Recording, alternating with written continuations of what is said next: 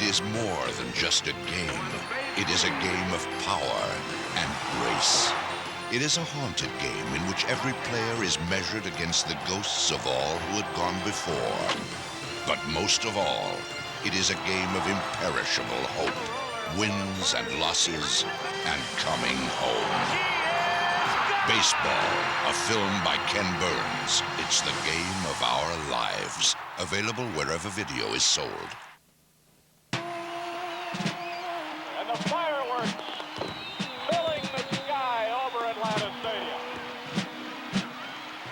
And brother, I want to tell you, he has set this baseball crowd on it. Monday night, April the 8th, 1974. This crowd is going crazy. Babe Ruth was 40 when he hit 714. Looking around in this crowd, everybody's up. Henry Aaron is coming to bat. He's sitting on 714.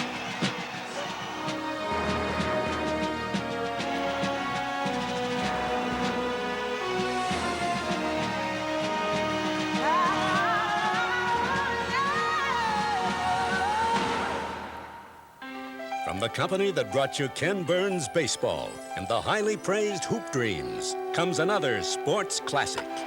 Hank Aaron, Chasing the Dream.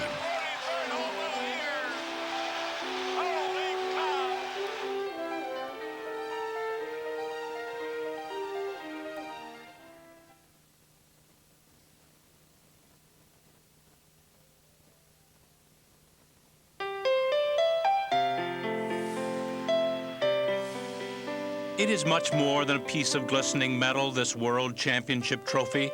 It is a holy grail, a shining carrot held just beyond most of baseball's determined grasp, left only for the strongest in the end. If you look closely, you can almost make out the images of the last group of Braves to hold it. Henry Aaron, Eddie Matthews, Lou Burdett with those 3 dramatic victories in the 7-game triumph over the Yankees in 1957. Surely they would rule forever. But the dynasty was short-lived, and 9 years after that celebration, they moved south, changing first names to Atlanta. Their quest, however, would forever be the same. Aaron was the last holdover from that World Championship team of '57 when the Southern version got its first smell of the postseason. New names like Rico Carty and Phil Niekro helped the Braves win the new Western Division, only to lose in 3 straight to the Mets in the playoffs. It would be 13 seasons before they would get another chance, the years lean and futile in between. Their only glory an individual moment in the spring of 1974, when Aaron passed Babe Ruth on his way to immortality. Aaron in his earlier days used to hit more to right center than the left. There's a long drive. Balls it deep, deep. It is good. He did it. He did it. Henry Aaron is the all-time home run leader now. But one of Aaron's old teammates, Joe Torre, began a renewal of the dream in 1982. Torre managed the Braves to 13 straight victories to start that season. 1-0 pitch. Swung on, hit, center field. Going in, here comes Butler. Here comes the throw. Safe, Braves win. Can you believe it?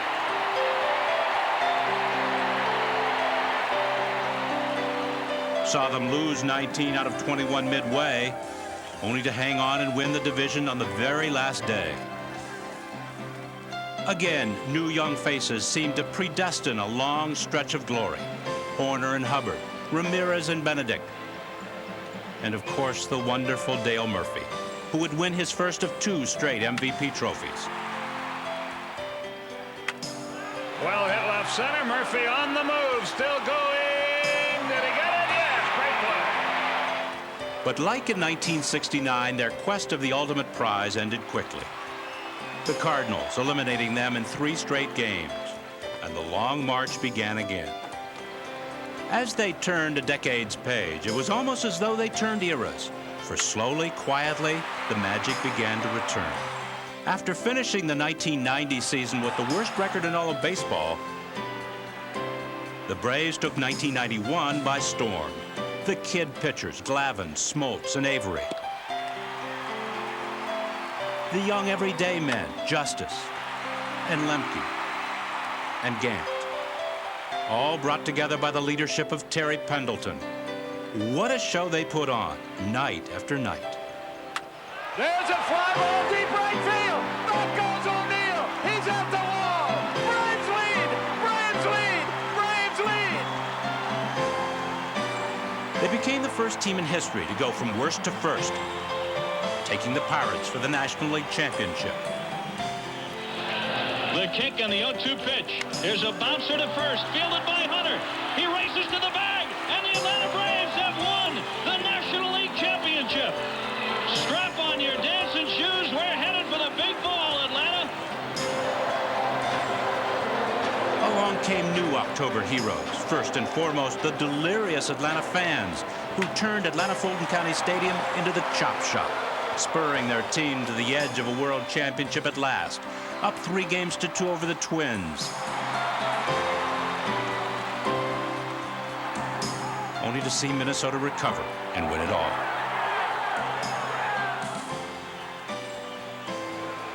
Unlike years past, the foundation seemed firm now. The footing solid. This was a team prepared for greatness. He caught the ball. He caught the ball. A year later, they won the division again, and again faced the Pirates in the championship series. Atlanta fans thought they had seen tension and high drama in seasons past, but this would rewrite their definitions. It seemed like deja vu for a while. The rosters of both clubs so similar to the previous autumn. And like 1991, this one too went to the 7th and deciding game. But with one slight alteration. It was 2-0 Pittsburgh going to the bottom of the 9th, and 2-1 when the fireworks began. Swung line drive left field. One run is in. Here comes Breen. Here's the throw to the plate. He is safe. Braves win. Braves win. Braves win. Braves win.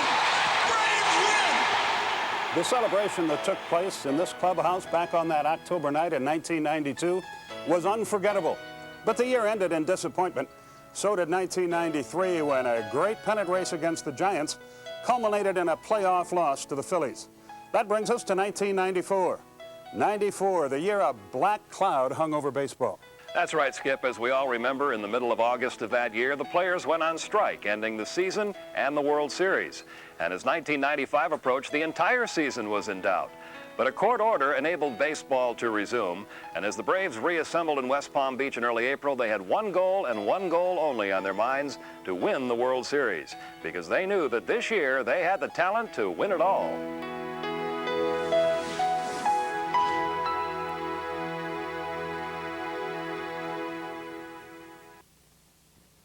It's baseball time again. Let's play ball. If you believe in omens, the Atlanta Braves' 1995 regular season began with 6 of them in a row. On an opening day delayed nearly a month by the strike, the Braves attacked the Giants like a team overdue. In the left center field, that's going to get in the gap between Bonds and Lewis and roll to the wall.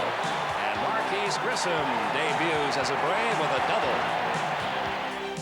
Here's the 2-2, and there's a line drive center field in for a base hit. Marquis Grissom will get the red light applied at third. Runners first and third, nobody out here in the bottom of the first. 1-0 Atlanta. The base hit to right field by Chipper Jones. That didn't take long. In the left center field, base hit for McGriff. Blauser rounds third. He will score. Chipper Jones heads for third. It's 2-0 Atlanta. Sharply hit into right field, base hit. That'll get another run in. Chipper Jones crosses home. Now to second goes Fred McGriff. It's 3-0 as the first 5 Atlanta hitters have connected for base hits. Here's the 2-1 into right field. Another base hit. Fred McGriff will be held up at third. The bases loaded. 6 consecutive hits. No better way to win the fans back than to start out the first inning of opening day like this. Fred McGriff hit 2 home runs. David Justice 1. And 3-time defending Cy Young Award winner Greg Maddux cruised to a comfortable 12-5 victory. In fact, they won 6 of their first 7, staying comfortably in control for the first time ever in the realigned National League East. Sending a bit different lineup to the plate than what Braves fans had seen the season before. Marquis Grissom was acquired from Montreal during spring training, giving the Braves a very strong leadoff hitter and one of the best defensive center fielders in the game. See if the park will hold this one. Grissom at the wall. He leaps, and he holds one in. Base hit, 1 run in, 2 runs are going to try. Grissom's throw is in time. Deep right center field. Marquis Grissom on the run for this one and comes up with another one. Whoa. Ryan Klesko was up from the minors full time. Chipper Jones took over at third base for the departed Terry Pendleton. But it was a lineup that would take a while to gel. The Braves swept at home by the Phillies, and while both their pitching and hitting were dominated by Philadelphia, the Braves' biggest concern was the health of David Justice. A shoulder injury took him out of the lineup for nearly a month. Could they survive without his bat? In fact, it was a team searching quietly for many answers. Too early in the season for panic, but knowing someone would have to step up soon. On June 5th, in a tight game with the Cubs, Bobby Cox turned to his bullpen and signaled for Mark Wohlers. It would turn out to be a momentous call, for Cox was giving the young fireballer another chance to become the club's stopper. He had tried before and failed, but this time Wohlers took the challenge, earning his first save of the season. Drilled left field, back goes Kelly to the wall. He's got it, and the ball game is over. 2 days later, he became the first Brave in 6 years to strike out 4 men in 1 inning to earn his second save. Runner goes, the 1-2 pitch. He did it. Mark Wohlers is in the record book. 1 inning of work, 4 strikeouts. There are many who believe a World Series Express left the station that week, engineered by number 43. Wohlers is a difference in this team. First part of the year, they were trying to find a closer, and we struggled real bad playing under 500. They gave Wohlers the job. He changed our whole season. Got it through the fastball right by. Coincidence or not, since Mark has been doing what I think we all thought he could do around here, this team has taken off. And, I mean, Mark's been awesome. Breaking ball struck him out. Once you get to the 9th, if you're going to beat us, you got to beat that 100-mile-an-hour heat. If you can do that, you deserve it.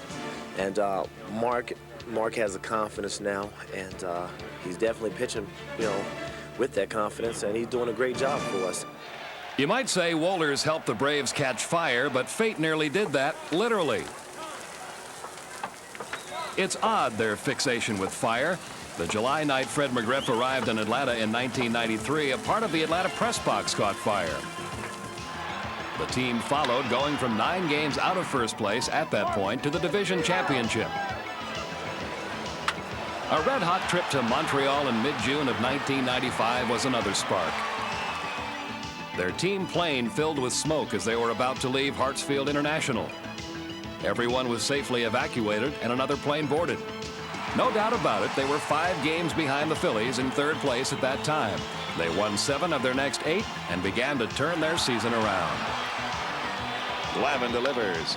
Bouncing ball to short. Blauser goes to Lemke. 1 on the first, double play. And Tom Glavine has pitched the Braves a gem here tonight. A 6-hit shutout. The 3rd straight complete game by an Atlanta starting pitcher. One of the most remarkable 8-day stretches in Braves history then shot them back into first place. Going from 5 games back to a tie for first, winning 8 out of 10 games while the Phillies were falling apart. Chipper driven high and deep to right field. Mondesi back, and this ball is out of here. The Braves win. They're in first place by themselves, and Chipper Jones just hit a 3-run home. By the All-Star break, this team that had danced with mediocrity for nearly half a season suddenly could not be stopped. In the the space of 19 games, they went from 5 back to 5 ahead and simply built on that.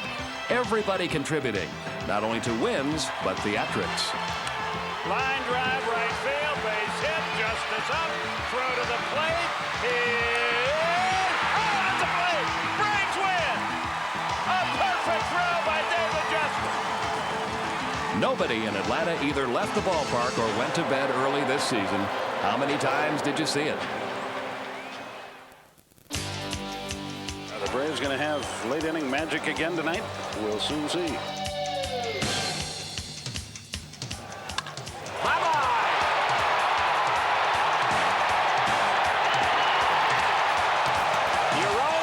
Sometimes you win, sometimes you lose. A 3-run homer for David Justice. There's a drive, deep right field, and the Braves win. A grand slam for Dwight Smith.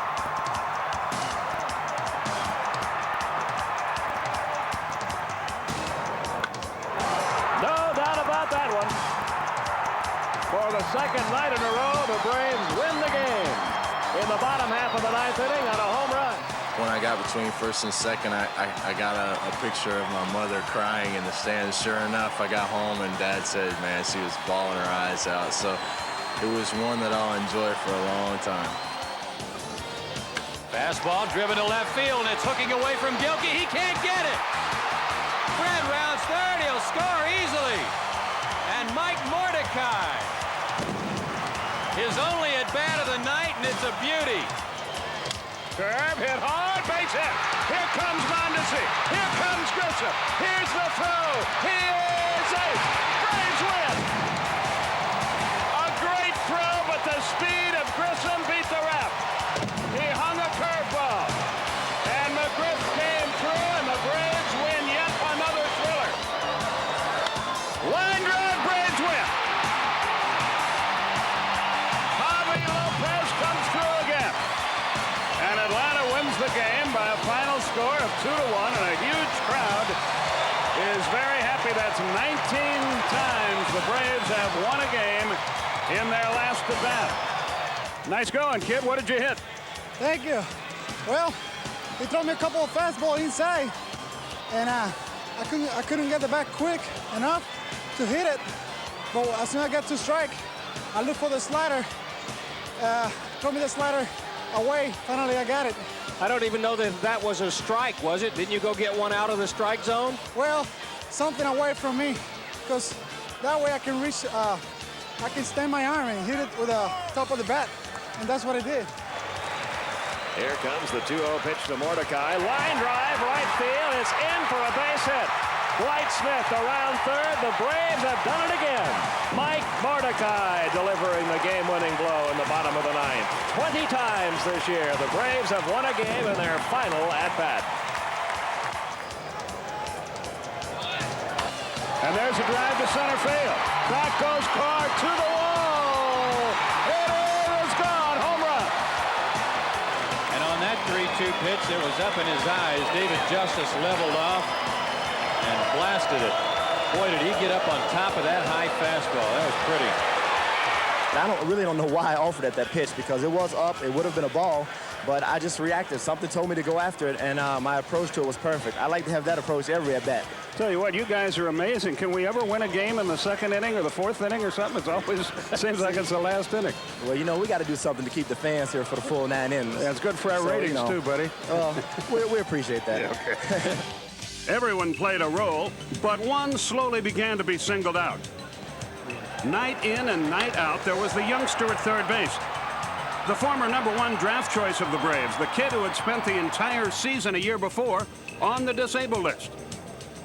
Chipper Jones, just 23 years old, but suddenly playing like an old veteran.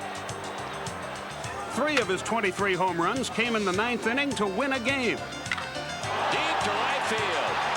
And with one swing of his bat, Chipper Jones has untied the game. It's 3-2 Atlanta. My dad always told me when I was growing up, there's somebody out there. If I wasn't playing or practicing baseball, there was somebody out there that was outworking me. And I didn't want that to happen. I made it a goal of mine to my first year in the league to try and come out and win the Rookie of the Year, to make a significant contribution to this team, and hopefully, you know, win a World Series and whatever comes after that, icing on the cake. I feel that I'm a 300 hitter in this league, and I fell well short of that expectation, but certainly the 23 home runs and 86 RBIs were a big surprise. I think all Bobby asked of me, you know, before the season was to play steady defense and hit third and do the things it took to win ball games, and hopefully I've done that. By late August, the Braves had it in cruise control, ahead by 15 to 16 games and clearly preparing for the postseason. But never satisfied. It was as if they were a canvas in the hands of a Rembrandt, always touching up the edges, trying for perfection. It was nothing new. John Schuerholz has been touching up the Braves since they hired him as their vice president and general manager in 1990. That deal's done. Pendleton, Belliard, Bream, Nixon, McGriff, Sanders, Pena. The list of Schuerholz imports seems endless.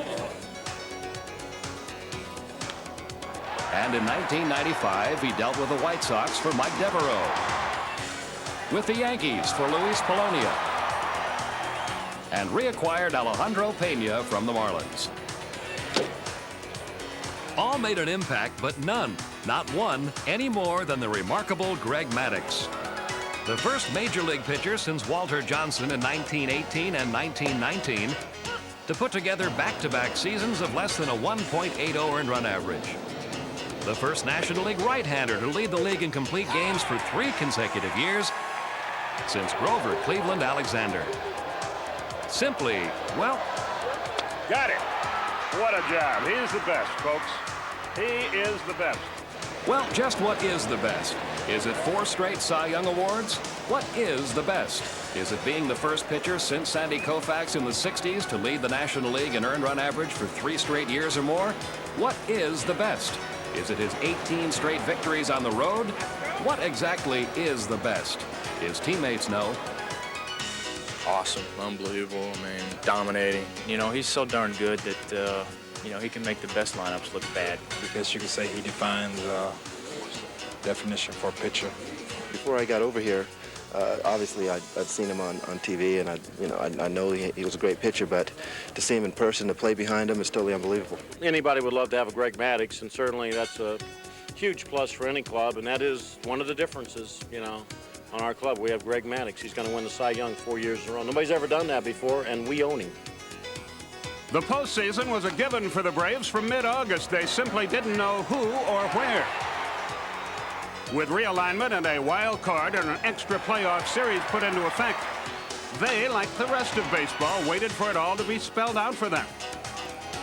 In fact, they celebrated clinching the division title in mid-air, flying from Colorado to Cincinnati in the wee hours of September 14th. The first team to win 4 straight division titles in National League history. On the opening day of the National League playoffs, most of the world's attention was on a courtroom in Los Angeles. Extra, extra, read all about it. OJ goes free, 35 cents. Extra, extra. The Braves, meanwhile, were a mile high as they began their march to the championship. There in the shadows of the Rocky Mountains, where the Blake Street Bombers had terrorized National League pitching all season long. The Braves and the 3-year-old Colorado Rockies at a brand new Coors Field. Programs, scorecard lineup, Rockies first. Home playoff game. The atmosphere electric as the crowds gathered for this new best-of-5 opening round. The Braves sent their 19-game winner, Greg Maddux, to war in Game 1, leading a roster of playoff veterans and wide-eyed youngsters. And who should lead them to victory in that opener but one of the latter, Chipper Jones, with a stunning defensive play at third base. Another one of those ones you don't know how you do it, and you just kind of push your shoulders back and say, yeah, I did that. And the game-winning home run in the 9th inning. That look of awe now simply awesome. Fastball swung on, high fly ball, deep right field. Back goes Kingery on the track at the wall. That ball is gone. A home run for Chipper Jones. He hit it in the Rockies bullpen, and the Braves are back on top, 5-4. I I hit the ball out of the park to give us that 1-run lead and probably the biggest game of the year. So I was just basically floating on air, going around the bases. I looked back in the dugout, and everybody's just really excited and happy, and you know, it just thrills me that I could provide for them. A chilly rain kept both teams inside leading up to Game 2, but when the skies cleared, it was Tom Glavine's turn to make the Colorado fans nervous. And once again, one of the youngsters led the Braves to victory. Mike Mordecai, who had won 2 games during the regular season in their last at-bat, did it again. I'm not a household name, and, you know, it wouldn't bother me if I never was. But I would love to be a world champion, and I'm going to do what it takes to help our team win a World Series. And you know, I don't think if the coaching staff and John Schuerholz and the organization didn't believe in me, I wouldn't be here. So that's what it's all about. Mordecai beat Darren Holmes right here a couple months ago on a 2-0 pitch down the right field line, so we know who Mordecai is.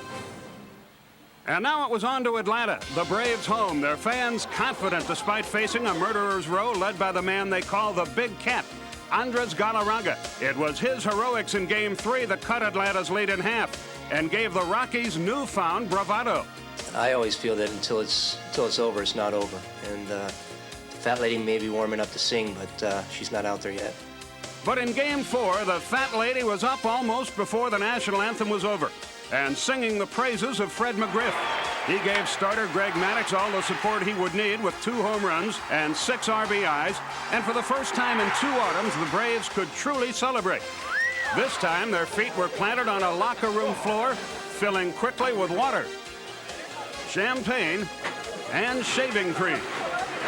This is just a first step in the long road to the World Series, but it's a positive one and something for us to build on going into the Reds series. We know that's going to be a great series. Well, the Reds they're a very good team. They have very good speed. They have power. They play excellent defense. They have good pitching, but so do we. We do too. So I think it's great. I think the 2 best teams are going to be facing one another, and I think that's great for the game. I think that's the way it should be. 2 days later, with the champagne and shaving cream properly rinsed away, it was back to business. The Braves on to Cincinnati for the first 2 games of the National League Championship Series. A bridge, perhaps, to another World Series. But a bridge crossed limping. In the euphoria of the victory over Colorado, pain. David Justice had injured a knee during the final game and spent the days preceding the Red Series testing it. Could he play? Would the bulky knee brace hold up? It would, and so would he. But his health would be a concern right up to the very end. The Reds were coming off a blowout sweep of the Dodgers and seemed almost cocky, bolstered by several national publications that picked them to beat the Braves in 5 or 6 games. The Braves, on the other hand, went about their business as they had all season. Quietly, confidently. Game 1 was a tight one and went to extra innings. 2-1. McGriff at second. Pitch. Fastball. Lined into center field. Base hit. McGriff's going to be way at home. Darren Lewis up with it. Here comes the throw. It's off the mark and McGriff scores. Braves lead it 2-1. And it was Atlanta's defense that finished this one off. 5 double plays in the opener, including 1 in the 11th with Reds at first and third. That was how Greg McMichaels spelled relief.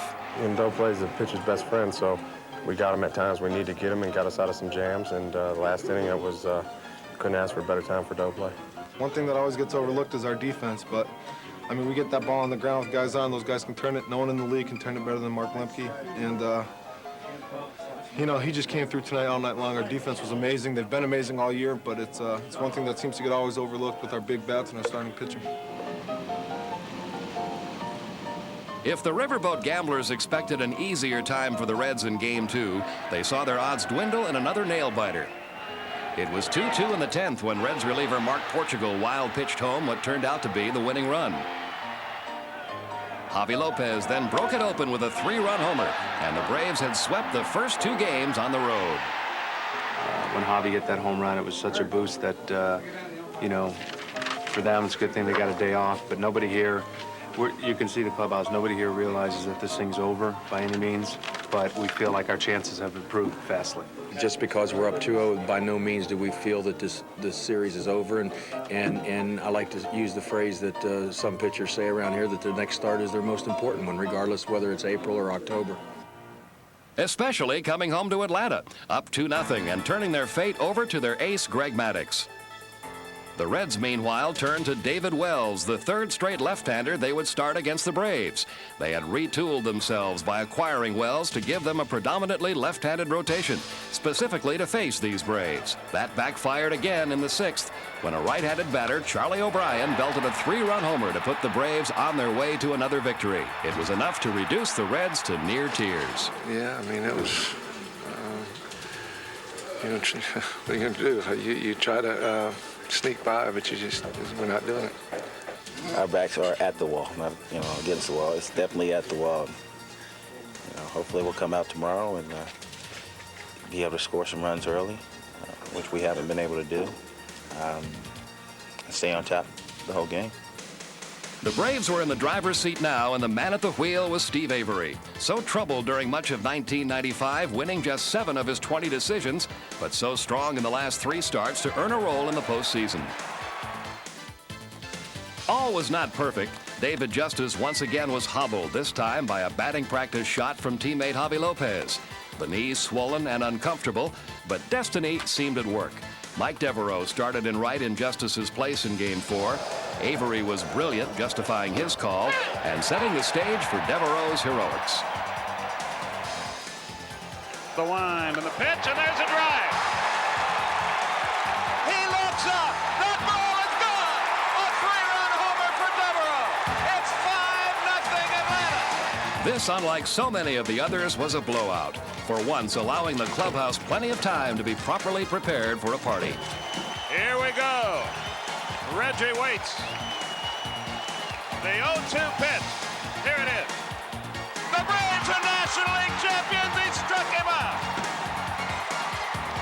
Listen to this crowd.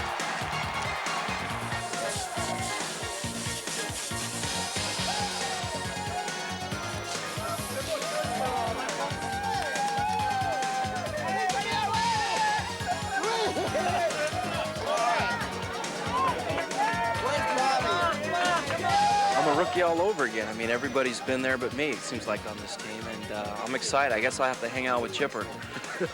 And we went out, we played well. Obviously, tip our hat to our pitchers, and it's just a wonderful feeling. Those feelings you can't replace during the regular season.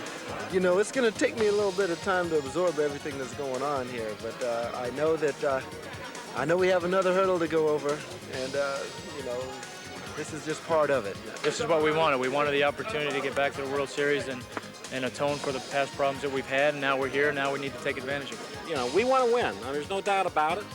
And, you know, it's been our goal all along is to get back and win. The dramatic and unexpected 4-game elimination of the Reds delivered the Braves a dozen positives. A week of rest. A week to prepare their pitching rotation. A week to sow.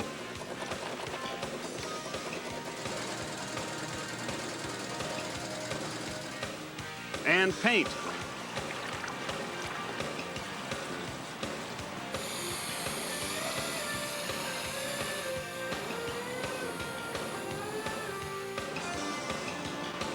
And put their house in order for another World Series. A week to get David Justice healthy as much as anything. A week to find out if Jeff Blauser could possibly play. He could not, as it turned out, and was left off the series roster, replaced at shortstop by Rafael Belliard. And by midweek, time to prepare mentally for the daunting task of facing what had become baseball's most fearsome hitting lineup. The Cleveland Indians, with baseball's highest team batting average in over a half-century. The storyline would be the bottom line, Atlanta's overwhelming pitching staff against that awesome Cleveland lineup. But one small sidebar, and a key perhaps to the first 2 games, was that the Indians put their numbers together all season with a designated hitter. In the opening games in Atlanta, their pitchers had to swing a bat of their own. After a week's wait, the day finally arrived for Atlanta fans. For the 3rd time in 5 years, they were going to the World Series, and there couldn't be sweeter music to any baseball fans' ears.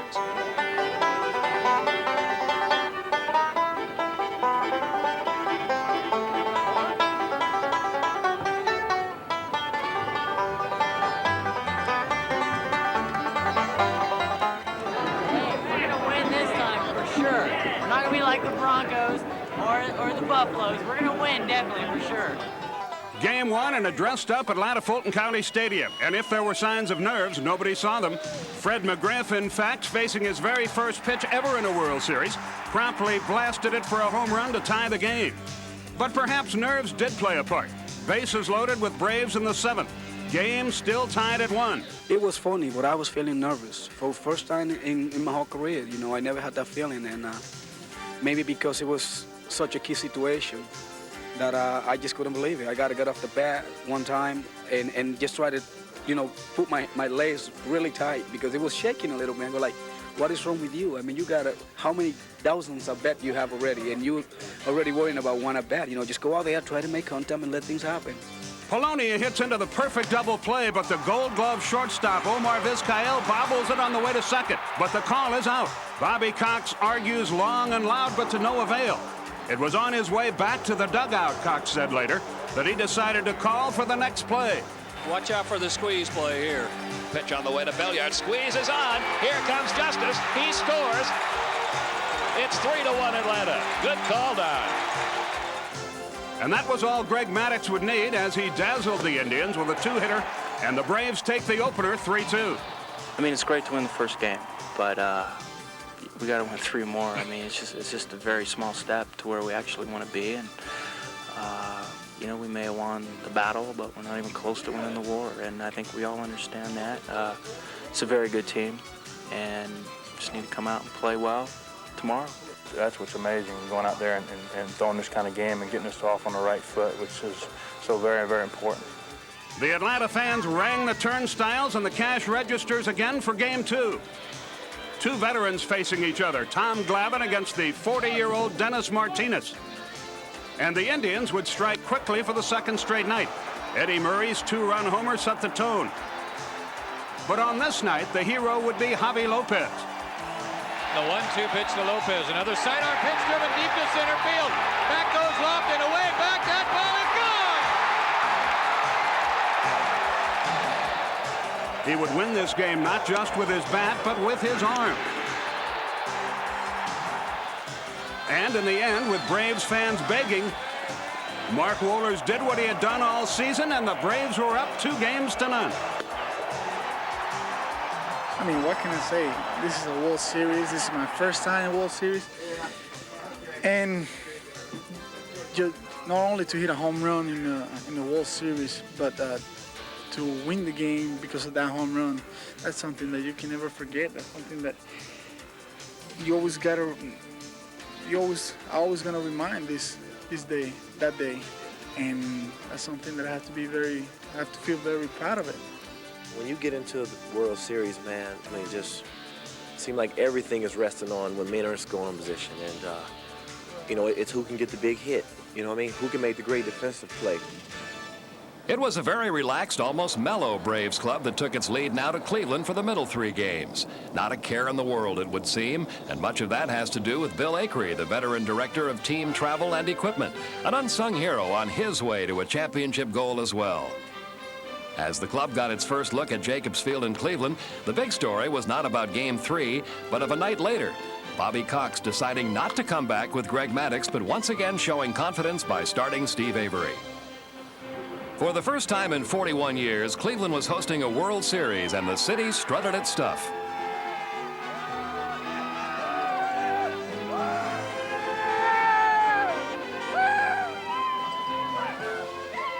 It was bitterly cold and windy for Game 3 with wind chills in the upper 20s. The Indians took a big early lead.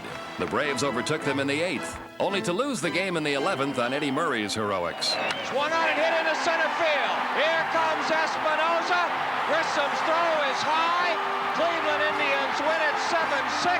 There will be a Game 5.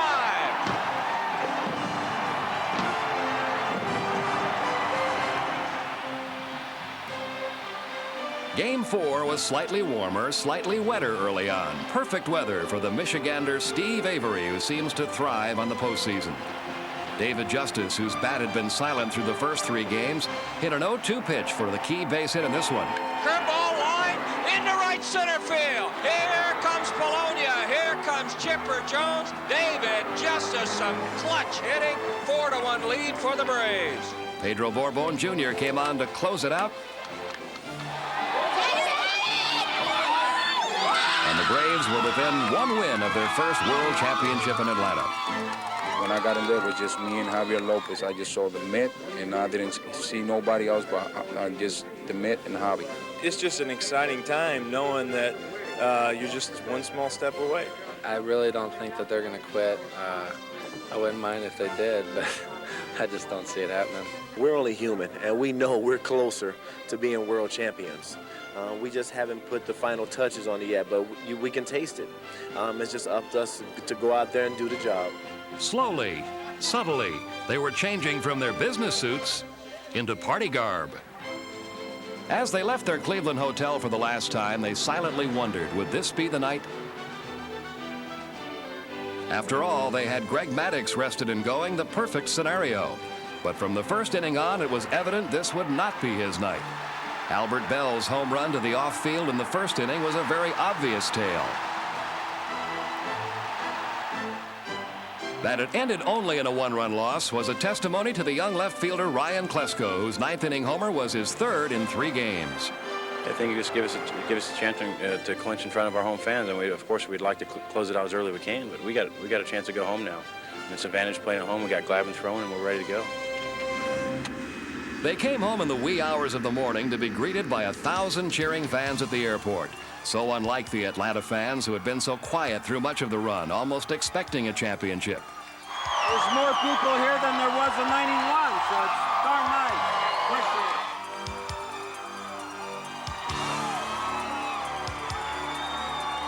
It was that side of the issue that greeted the city upon awakening Saturday morning.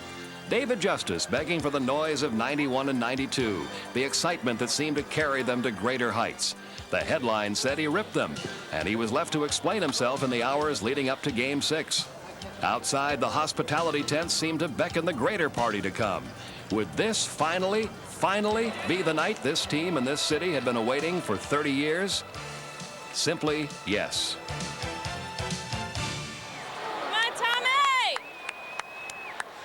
Tom Glavine was near perfect, shutting down the vaunted Indian attack with just 1 hit. And who should lift this enormous crowd out of its collective seat as one? The 1-1 pitch. Fastball swung on and belted. Deep right field. Back goes Ramirez. That ball is gone.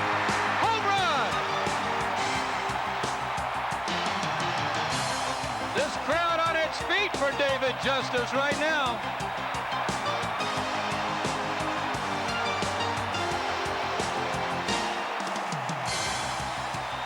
But because this was a 1-0 game and could turn on the swing of any bat, the tension remained thick, and the scramble to prepare the clubhouse for its ultimate celebration came late.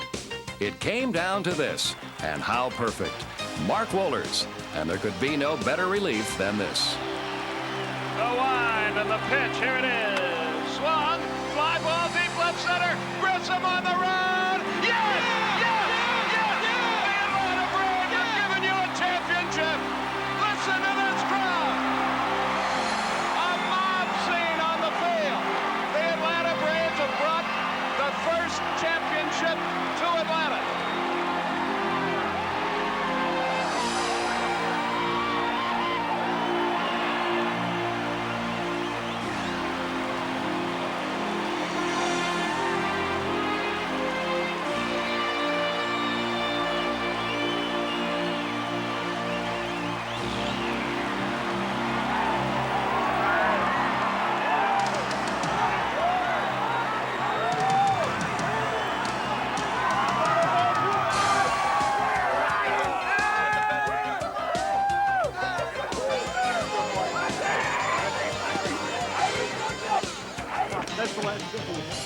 That away, Greg!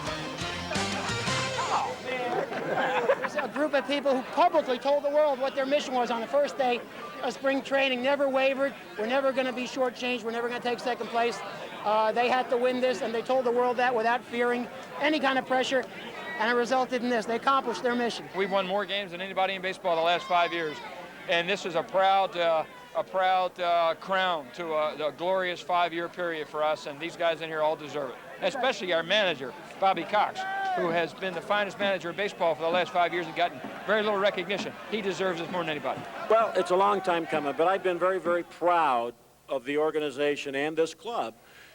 You know, for 5 years now, we've been a winning baseball team, but I guess to be defined as a winning baseball team, you have to win the World Series, and, you know, we did that this year. They were very, very determined all through spring training, all through the season.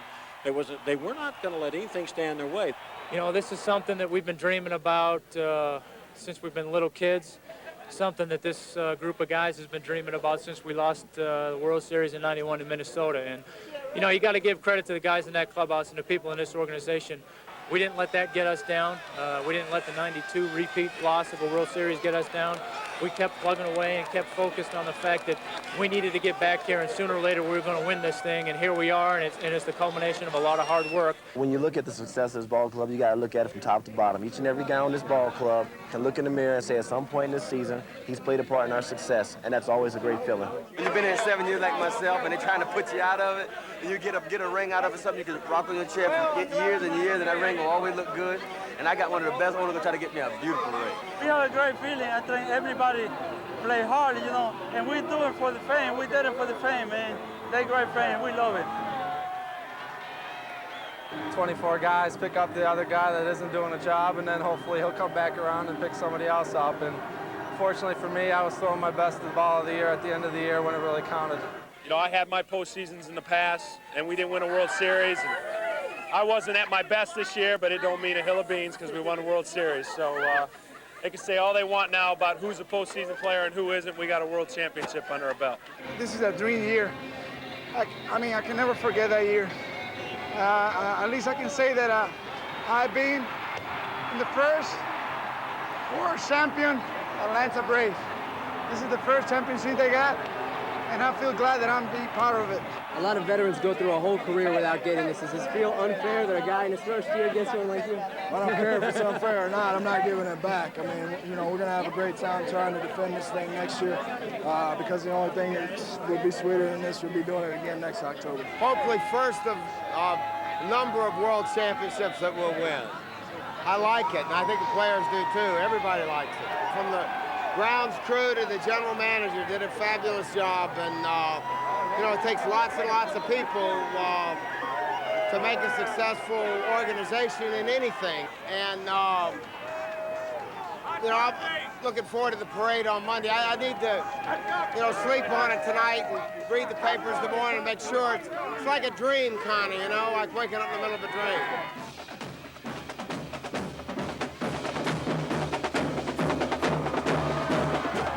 And so Peachtree finally paraded its first world champion. The team of the 90s finally, halfway through the decade, measured up.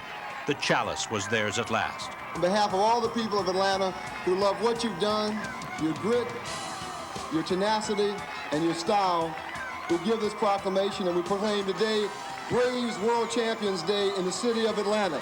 There you go. Atlanta is a dynamic city.